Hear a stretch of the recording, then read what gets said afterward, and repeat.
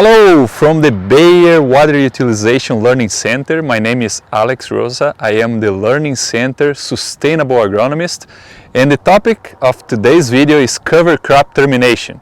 So some of you that grow cover crop might choose between winter sensitive and winter hardy species when you are planting in the fall.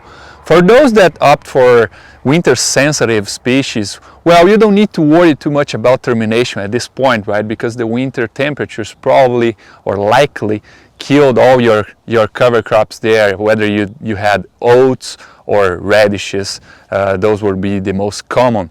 Now, if you use winter hardy species, just like this beautiful cereal rye that is behind here, and not only rye, but if you have triticale or hairy vetch, well, you need to take action to terminate before or after you start your summer crop season.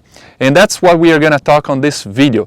So if you have those winter hardy, you either have to come with a chemical, right, to terminate those cover crops, or you can do mechanically using like a roller crimper or something like that. Now, there are a few things that we need to keep in mind when we terminate cover crops. First is the objective of having those crops growing.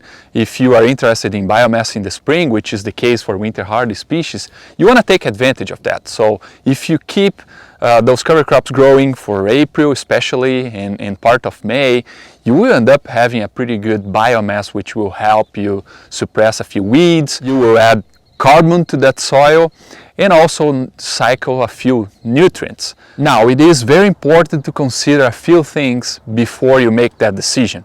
First is the environment that you are inserted. So let's use the example of Nebraska. Nebraska has a very interesting gradient of rainfall. As you travel west, you decrease that rainfall, the annual rainfall, dramatically across the state.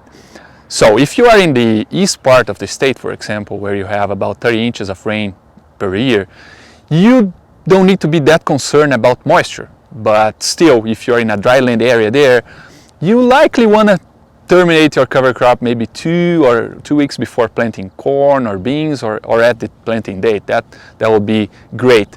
Now, if you are in the west or central parts of the state, where water becomes a limitation, especially in dryland areas, you really want to terminate those cover crops at least 3 weeks before you implement your corn or soybean crop. Besides that, there is an important thing to consider if you are using a grass species as a cover crop and you are implementing corn or planting corn right after. You are having grass to grass, so there is a very high possibility that you face some nitrogen tied up, especially early in the crop season, in the corn season. So terminating the rye or triticale at least 3 weeks before, it will minimize that effect of nitrogen tie-up. But you still need to think on how your nitrogen program will compensate for that tied up early in the season. Well, that's all that I have for today. I appreciate your attention. Shoot us a message, comment here if you grow cover crops, if you're interested in learning more about this topic. We are building a series of videos, so I will look forward for the next one. Have a good one. Thanks. Thanks for watching this video from the Gothenburg Water Utilization Learning Center. For more information, please call 308-537-4500.